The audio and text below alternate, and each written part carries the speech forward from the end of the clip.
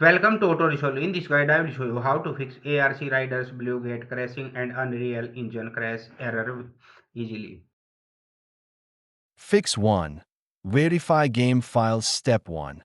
Open Steam Epic Games. Step 2.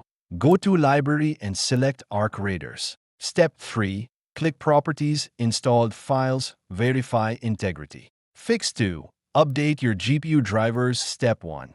Open NVIDIA GeForce Experience AMD Adrenalin. Step 2.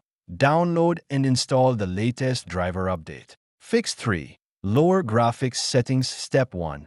Open the game settings. Step 2.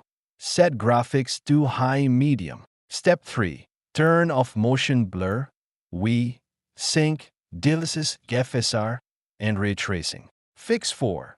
Delete Arc Raiders config folder. Step 1. Press Win plus R and type %localhost. Step 2. Open the Arc Raiders folder. Step 3.